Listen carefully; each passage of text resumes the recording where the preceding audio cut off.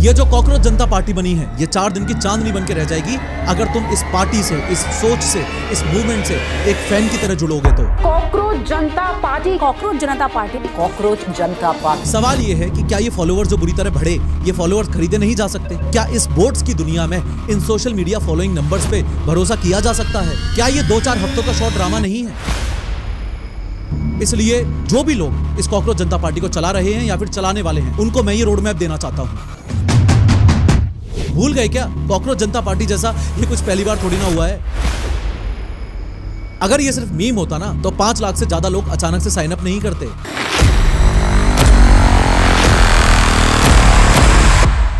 सोचो जरा, एक लफ्ज जो देश की सबसे ऊंची अदालत से एक गाली बन के निकला और सिर्फ 24 घंटे बाद उसी लफ्ज के नीचे 37 लाख लोग आ खड़े हुए। एक मीम, एक मजाक, देखते ही देखते एक पूरी satirical online political party kind of बन गया। नाम कॉकरोच जनता पार्टी। और अगर तुम ये सोच रहे हो कि ये सिर्फ एक वायरल ट्रेंड है जो 2-3 दिन में ठंडा पड़ जाएगा, तो हो सकता है तुम सही हो, पर हो सकता है तुम गलत भी हो। 15 मई 2026 सुप्रीम कोर्ट की एक ओपन हियरिंग चल रही थी। रिपोर्ट और ओरल ऑब्जर्वेशंस जो वायरल हुई, उनके according honourable chief justice Suryakant ने कहा कि देश के बेरोजगार नौजवान कॉकरोचेस जैसे हैं, जिन्हें ना कोई नौकरी मिलती है, ना प्रोफेशन में कोई जगह, और इनमें से कुछ मीडिया बन जाते हैं, कुछ सोशल मीडिया, कुछ आरटीआई एक्टिविस्ट, और फिर ये कॉकरोचेस सब पे अटैक करने लगते हैं। इतने पे बात रुकी नहीं, उन्होंने आगे जोड़ा ये पैरासाइट्स ऑफ सोसाइटी हैं, यानी वो कीड़े जो समाज का खून चूस के जीते हैं। अगले ही दिन 16 मई को एक 30 साल का लड़का सामने आया, नाम अभिजीत दीपके। वो कभी आम आदमी पार्टी की सोशल मीडिया टीम का हिस्सा रहा था 2020 से 2023 तक। उसने एक्स पर एक सिंपल सा गूगल फॉर्म डाला और साथ में लिखा सारे कॉकरोचेस के लिए एक नया प्लेटफॉर्म। और बस यहीं से जन्म हुआ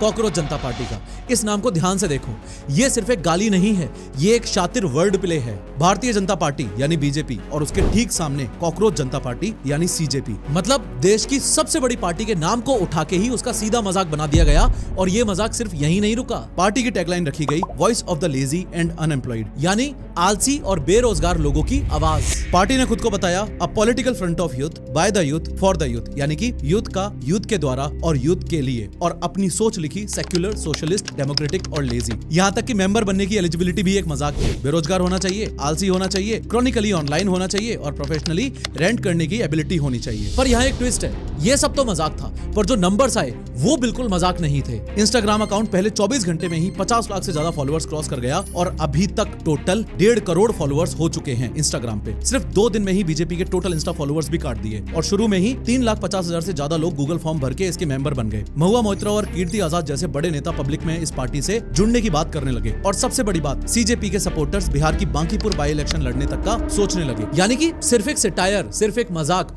धीरे धीरे इलेक्टोरल पॉलिटिक्स की तरफ बढ़ने लगा। चूंकि नंबर्स इतने खतरनाक तरीके से बढ़ते जा रहे थे, एक मूवमेंट सा बनता जा रहा था, तो शायद सिस्टम को भी अपनी गलती समझ आ गई थी। इसलिए उसी 16 मई को बैकलैश के बाद ऑनरेबल चीफ जस्टिस ने एक क्लैरिफिकेशन दे दिया। उन्होंने कहा कि उनके शब्द मिसकोट किए गए और वो असल में उन लोगों की बात कर रहे थे जो फेक और बोगस डिग्री लेके लीगल प्रोफेशन में घुस जाते हैं। पर तब तक बहुत देर हो चुकी थी, तब तक ये इंटरनेट मूवमेंट इस बात को अपना बना चुका था।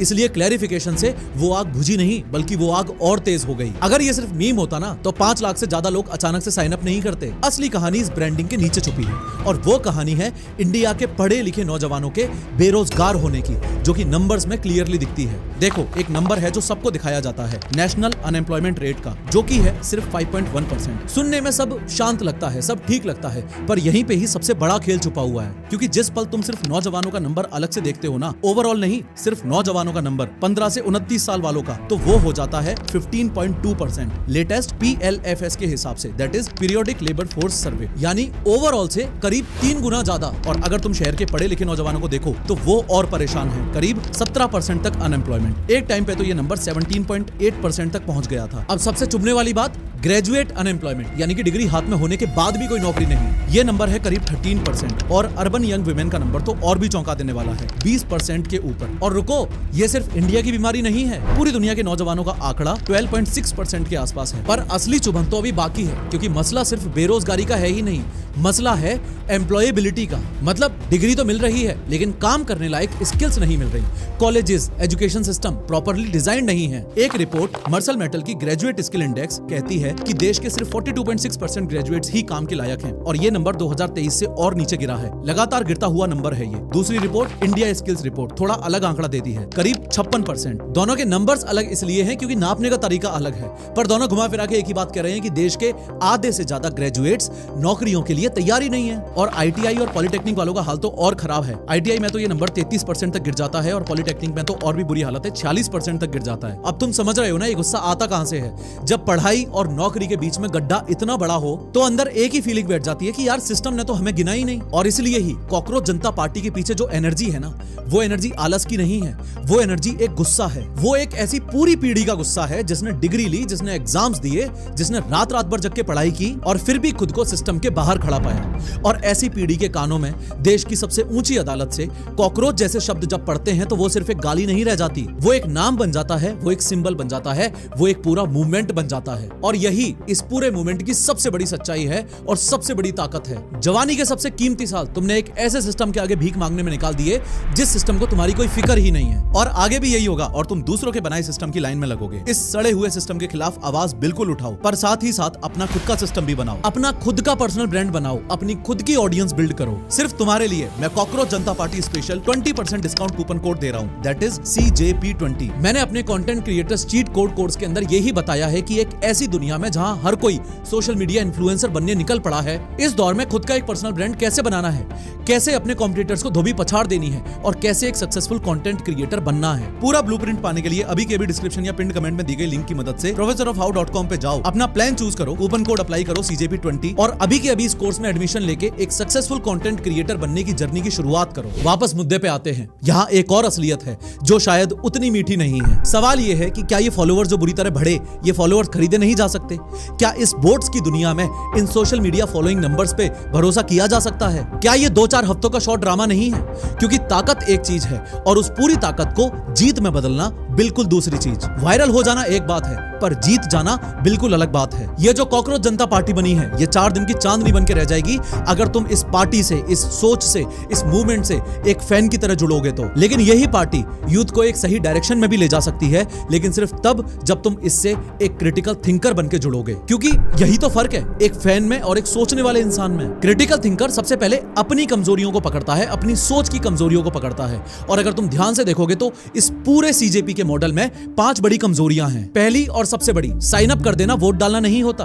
एक गूगल फॉर्म भरना सिर्फ 30 सेकंड का काम है, पर बूथ तक जाके वोट डालना या जमीन पर उतर के लोगों को ऑर्गेनाइज करना, ये बिल्कुल अलग खेल है। 5 लाख फॉर्म भरने वाले लोग और 5 लाख जमीन पे खड़े वोटर, ये 2 बिल्कुल अलग चीजें हैं। रिसर्चर्स इसे एक नाम देते हैं सिलेक्टिविज्म, यानी थोड़ी देर का इमोशनल जोश बिना किसी कमिटमेंट के, और ये जोश सिर्फ तब तक चलता है जब तक इसको कोई संभालने वाला हो। और यही दूसरी दिक्कत सामने आती है, ये पूरा का पूरा मूवमेंट लीडरलेस है। और लीडरलेस होने का मतलब होता है डायरेक्शनलेस। नेटवर्क भले ही कितना ताकतवर हो, लेकिन वो बिना सही स्ट्रक्चर के अपना गोल ही तय नहीं कर पाता। और अगर बीच में एक भी गलती या एक भी सेटबैक आ गया तो उसे संभालने वाला कोई नहीं है। एनोनिमस भीड़ बहुत जल्दी बनती है, लेकिन उतनी जल्दी ही बिखर भी जाती है। और बिखरने की ये रफ्तार इंटरनेट की एक और सच्चाई को सामने लाती है, जो कि ये है कि इंटरनेट के गुस्से की शेल्फ लाइफ बहुत शॉर्ट होती है। ये गुस्सा कुछ ही हफ्तों में अपने पीक पर पहुंचता है और फिर अगला ट्रेंड आते ही ठंडा पड़ जाता है। और इस बीच अगर कोई पक्का इंस्टीट्यूशन नहीं बना तो ये जितनी भी एनर्जी है, ये सारी एनर्जी भाप बन के उड़ जाएगी। और सबसे इंटरेस्टिंग दिक्कत तो इस पूरे मूवमेंट के नाम में ही छुपी हुई है। सोचो, लेजी, अनएम्प्लॉयड, कॉकरोच, इस गाली को अपना नाम बना लेना एक तरफ तो बहुत पावरफुल है, पर इसमें एक छुपा हुआ खतरा भी है। अगर तुम्हारी पूरी पहचान ही शिकायत और आलस पर टिक जाए तो धीरे धीरे ये सोच मैं बदल सकता हूं वाली ताकत की जगह मेरे साथ गलत हुआ है वाली शिकायत की तरफ मुड़ जाती है। और यही बात हमें इस पूरे मूवमेंट की सबसे कमजोर कड़ी पे लेके आती है।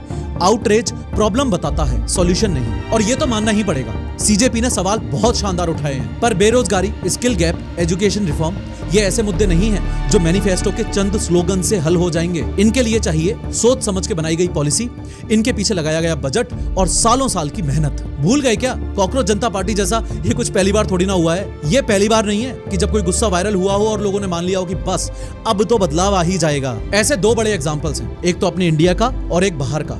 और ये दोनों एग्जांपल्स हमें एक ही चीज सिखाते हैं कि भीड़ इकट्ठा करना बहुत आसान है, लेकिन उसे एक इंस्टीट्यूशन में कन्वर्ट करना बहुत मुश्किल। पहला एग्जांपल तो बिल्कुल हमारे घर का है। याद करो, साल 2011 अन्ना हजारे के एक अनशन ने पूरे देश को हिला के रख दिया था। जंतर मंतर से शुरू हुआ ये आंदोलन कैंडल मार्च बनके हर शहर तक पहुंच गया और डिमांड सिर्फ एक थी, एक स्ट्रॉन्ग जन लोकपाल। और जिन्हें नहीं पता उन्हें बता दूं, लोकपाल यानी कि ऐसी सबसे ऊंची वॉचडॉग बॉडी जिसका काम ही नेताओं और बड़े सरकारी ऑफिसर्स के करप्शन की जांच करना हो। लेकिन आखिर में क्या हुआ? आंदोलन के अंदर ही फूट पड़ गई। अन्ना खुद पॉलिटिक्स से दूर रहना चाहते थे, पर अरविंद केजरीवाल पॉलिटिक्स में उतर गए और 2012 में आम आदमी पार्टी बन गई। जिस ओरिजिनल जन लोकपाल बिल के लिए इतना सब हुआ था, वो तो 2011 में पास ही नहीं हो पाया। लोकपाल और लोकायुक्तास एक्ट आया भी तो 2013 में। लोकायुक्त यानी कि ठीक वही चीज, बस स्टेट के लेवल पर देश का पहला लोकपाल जिसके लिए लाखों लोग सड़कों पे उतरे थे, वो तो 2019 तक अपॉइंट ही नहीं हुआ। यानी पूरे 8 साल इतनी बड़ी लहर का ठोस रिजल्ट इतनी धीरे आया, ये भी एक सोचने वाली बात है। और ये सिर्फ इंडिया की कहानी नहीं है। ठीक इसी दौर में 2010 से 2012 के बीच दुनिया के दूसरे कोने में एक और बहुत बड़ी बगावत खड़ी हो रही थी। Tunisia, Egypt, Libya, Syria. यहाँ के नौजवानों ने हाई अनएम्प्लॉयमेंट, गरीबी और करप्शन के अगेंस्ट फेसबुक, ट्विटर और यूट्यूब के जरिए एक ऐतिहासिक बगावत कर दी और सोशल मीडिया ने पूरी सरकारों को उखाड़ फेंकने में पूरी मदद की। सोशल मीडिया एक पुराने सिस्टम को तो गिराने में कमाल है, लेकिन एक नए सिस्टम को बनाने में उतना ही कमजोर। एग्जैक्ट सेम नेपाल वाला केस। नेपाल में भी जेनजी मूवमेंट ने एग्जिस्टिंग सरकार तो गिरा दी, उसकी जगह जो बना वो कितना स्ट्रांग है, उसका स्ट्रक्चर सही से बना या नहीं बना, ये सब जरूरी सवाल नहीं है क्या? बिना किसी स्ट्रक्चर के, बिना किसी सेंट्रल लीडर के और बिना किसी पहले से बनी ऑर्गेनाइजेशन के कई जगह या तो पुराना ढांचा वापस लौट आया या हालत पहले से भी और ज्यादा खराब हो गई। इजिप्ट और सीरिया इसकी सबसे दुखद मिसाल है। अब अगर तुम इन दोनों के साथ कॉकरोच जनता पार्टी को बिल्कुल एक लाइन में रखकर देखो तो पैटर्न एकदम साफ नजर आ रहा है। इंडिया अगेंस्ट करप्शन, रीच पूरे देश में थी, मीडिया कवरेज जबरदस्त थी, पर रिजल्ट लोकपाल एक्ट आने और पहला लोकपाल अपॉइंट होने में पूरे 8 साल लग गए। अरब स्प्रिंग कई देशों में फैली, पूरी तरह सोशल मीडिया पर चली, पर रिजल्ट मिक्स्ड आए और कई जगह तो स्ट्रक्चर के अभाव में बिखर गई। और अब सीजेपी, कॉकरोच जनता पार्टी, करोड़ों लोग ऑनलाइन, 5 लाख से ज्यादा साइन अप्स, पर रिजल्ट वो अभी तक सिर्फ ऑनलाइन है। ठोस इंस्टीट्यूशन बनाना अभी बाकी है। और तीनों में एक बात तो बिल्कुल सच्ची है कि तीनों में गुस्सा एकदम साफ था, रीच भी रिकॉर्ड तोड़ने वाली थी, एनर्जी भी एकदम खतरनाक थी, पर परमानेंट बदलाव सिर्फ वहीं आया जहां आंदोलन के गुस्से ने उसके बाद अगला कदम उठाया, ऑर्गेनाइजेशन बनाया, इलेक्शन लड़े, पॉलिसीज बनाई और सालों साल तक उसका फॉलो अप किया। और जहां ये नहीं हुआ वहां पे पूरी ये लहर धीरे धीरे करके बैठ गई। और आज कॉकरोच जनता पार्टी एग्जैक्ट इसी दो राहे पर खड़ी है। और दो राहों पर खड़े होने का मतलब यही है, या तो ये गुस्सा आगे चलकर एक असली बदलाव बन जाए, या फिर हर बार की तरह कुछ ही हफ्तों में ठंडा पड़ के वहीं बैठ जाए। तो सबसे बड़ा सवाल यही है कि इंडिया को आगे ले जाने वाला वो रास्ता, वो परमानेंट सॉल्यूशन, वो एग्जैक्टली है क्या? और जवाब सुन के शायद तुम्हें थोड़ा सा अजीब लगेगा, क्योंकि इंडिया को आगे ले जाने वाला वो अल्टीमेट सॉल्यूशन कोई वायरल हैशटैग नहीं है, कोई एक रात में खड़ी हुई पार्टी नहीं है, वो है एक साइंटिफिक टेम्परामेंट और क्रिटिकल थिंकिंग से सोचने वाली पीढ़ी। एक ऐसी पीढ़ी जो सवाल पूछती है, प्रूफ मांगती है, नेताओं को अपना नौकर मानती है, अपनी गलती खुद मानती है और सिर्फ गुस्सा नहीं करती बल्कि काम भी करती है। और मजे की बात, ये कोई नया आइडिया नहीं है, ये सब हमारे कॉन्स्टिट्यूशन में पहले से ही लिखा हुआ है। देखो, साल 1976 में 42वें अमेंडमेंट के जरिए एक बात हमारे कॉन्स्टिट्यूशन में जोड़ी गई। हर इंडियन का एक मूल कर्तव्य यानी एक फंडामेंटल ड्यूटी है कि वो अपने अंदर साइंटिफिक टेम्पर, ह्यूमनिज्म और सवाल पूछने और सुधार लाने की सोच डेवलप करे। और ये साइंटिफिक टेम्पर वाला टर्म पहली बार जवाहरलाल नेहरू ने अपनी किताब द डिस्कवरी ऑफ इंडिया में पॉपुलर किया था। इसका मतलब है तथ्यों का सम्मान, यानी कि फैक्ट्स की इज्जत करना, एविडेंस को तराजू में तोलना। और सिर्फ ऐसा तो भारत में होता ही आया है, आंख बंद करके इस चीज को मान ना लेना, ये ना मान लेना कि ये देश कभी नहीं सुधरने वाला। नेताओं और बाबुओं की बत्ती लगाना, करप्शन करने वालों के खिलाफ आवाज उठाना और अपने देश के लिए ये सोच डेवलप करना कि प्रधानमंत्री से लेके एमएलए एमपी तक लेकर ये सब हमारे नौकर हैं, हमारे माई बाप नहीं। इनकी तनख्वाह हमारे टैक्स से जाती है, इनको पॉलिसीज हमारे हित में बनानी पड़ेंगी। इसलिए कॉकरोच जनता पार्टी को मेरा क्लियर मैसेज ये है कि तुम सबको अपने अंदर साइंटिफिक टेम्परामेंट और क्रिटिकल थिंकिंग का माइंडसेट बिल्ड करना ही होगा। इनफैक्ट आज एनईपी 2020 यानी नई एजुकेशन पॉलिसी भी इसी साइंटिफिक टेम्पर को 21वीं सदी का सबसे जरूरी स्किल मानती है। पर यहाँ पे अब एक बड़ी गलतफहमी दूर करना जरूरी है। साइंटिफिक टेम्परामेंट का मतलब ये नहीं होता कि आप किसी रिलीजन की डिसरिस्पेक्ट करो। इसका मतलब होता है सिर्फ एक आदत, किसी भी बात के सामने, चाहे वो गोदी मीडिया कह रही हो, चाहे वो सरकार कह रही हो, या चाहे कॉकरोच जनता पार्टी सीजेपी खुद कह रही हो, हर किसी के सामने सिर्फ ये 4 सवाल खड़े करना। क्वेश्चन नंबर 1, इसका प्रूफ क्या है? क्वेश्चन नंबर 2, डेटा क्या कह रहा है? क्वेश्चन नंबर 3, इससे फायदा आखिर किसका है? और सबसे जरूरी क्वेश्चन नंबर 4, क्या मैं खुद गलत हो सकता हूँ? और जिस दिन एक पूरी पीढ़ी ये 4 सवाल पूछना सीख जाती है, उस दिन ना कोई उसे कॉकरोच कहकर चुप करा सकता है और ना कोई उसे झूठ बेच सकता है, क्योंकि ऐसी पीढ़ी 4 पिलर्स पर खड़ी होती है। पहला, क्वेश्चनिंग माइंड, यानी हर दावे का प्रूफ मांगो। रोजमर्रा की जिंदगी में खुद से पूछो कि इसका सोर्स क्या है, नंबर्स को, सोर्सेज को खुद वेरीफाई करो। दूसरा, साइंटिफिक टेम्पर, यानी इमोशन और ओपिनियन से पहले एविडेंस को रखो, मतलब कोई भी वायरल क्लेम को शेयर करने से पहले एक बार फैक्ट चेक जरूर करो। तीसरा, क्रिटिकल थिंकिंग, यानी अपनी ही साइड को भी जज करो, अपने मूवमेंट की खुद की कमजोरियां पहचानो। और चौथा, सोशल रिस्पॉन्सिबिलिटी, यानी सिर्फ रेंट नहीं, काम करो, वोट डालो, आरटीआई लगाओ, लोकल बॉडी में हिस्सा लो, स्किल सीखो और दूसरों को मेंटर करो, क्योंकि गुस्सा सिर्फ एक चिंगारी है और चिंगारी सिर्फ रास्ता दिखाती है, पर उस रास्ते पर चल के मंजिल हासिल करने के लिए चाहिए एक सोचने वाली, एक सवाल करने वाली, एक काम करने वाली पीढ़ी, एक जनरेशन। इसलिए जो भी लोग इस कॉकरोच जनता पार्टी को चला रहे हैं या फिर चलाने वाले हैं, उनको मैं ये रोड मैप देना चाहता हूं। उन्हें मैं बस ये कहना चाहता हूं कि नंबर्स तो तुम्हारे पास हैं, लोगों का गुस्सा तो तुम्हारे पास इकट्ठा हो गया, लेकिन उस गुस्से को जाया मत करो, उस गुस्से को चैनलाइज करो। अगर ये जनरेशन, अगर ये सीजेपी चलाने वाले लोग साफ नियत रख के उस सीजेपी को सही डायरेक्शन दें, यूथ को सही डायरेक्शन दें, तो ये मीन से निकल के इंकलाब बन सकती है।